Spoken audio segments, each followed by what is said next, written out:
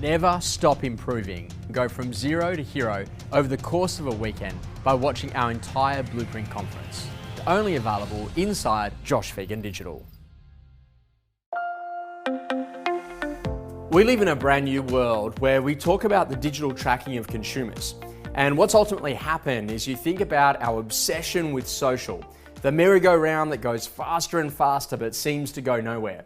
And that's a great quote by Seth Godin, because the reality of what it is that we've got to understand the tools that we've got as an individual agent. One of the things that I've noticed about a lot of real estate agents' social media accounts is that, guess what? They have a lot of real estate agents following them, which is great if you're looking to be able to build profile, if you're in a position that you want to build a referral network, if you want to be in a position that you want to be recruiting for someone to come and join your team. But if you're actually using social because you think that fundamentally it is going to be your number one lead source from a prospecting point of view, it's time to reimagine what's possible. You see, the interesting thing of what I've noticed is that about 10% of the people that apparently follow me on the social mediums, they're actually in a position that they're going to view and watch stories and interact with the content that we publish. Because ultimately social media is media. It's a media company. The idea is that you pay to play. But what would happen if we think about what happens in the email world? What we've worked out is that if you've got a really good quality email list, somewhere between 30 to 35% of those people that you send it to will actually open and read that email. And this is the whole key part of it, is that now what we're talking about is real customer relationships. So how do we make email a number one lead source for you in the way that you got to work with people? Well, the number one thing is that you want to be thinking about the value proposition of what someone would get by signing up to your weekly email. What is interesting is I see people send out these weekly emails, they've got the same subject lines week in, week out.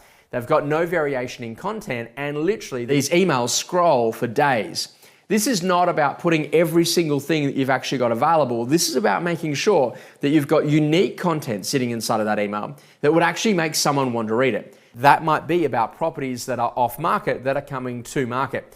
That might be about that accessibility, about the 1, 2, or 3 case studies of what it is that you've done as an individual agent to really help consumers at a buying and a selling level.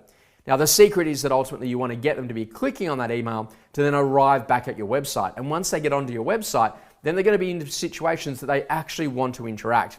What great agencies of the future will do is that they will use live chat to talk directly with consumers. We put live chat onto our own website, and we've seen a huge spike in inquiries and conversations with our customers. And the reason why this is such an important part is that the quality of the email that you send can be clearly dictated to what the customers are already looking at. And we got to have a look about what the customer's intent is. What is the customer doing in terms of looking online at all the major real estate portals? Are they looking at properties that are more expensive? And do they, for example, have a property that they're looking at that in the sold data that's a little less expensive, which would indicate that that person is actually upgrading? What properties are they clicking on, and then being able to serve them that information in the right way so they can actually see the right properties at exactly the right time? Now, the interesting conversation about it is that what I see with a lot of real estate agents is that the emails go for so long that you can't even unsubscribe. Now, why would you actually want someone to unsubscribe from your email list? Well, the reason why they're unsubscribing is because they're trying to tell you one of 3 really important things. Number 1, maybe they've actually bought a property, which means that they're either a future seller or a current landlord, and or that they're in a position that they might have another property that they would need to sell.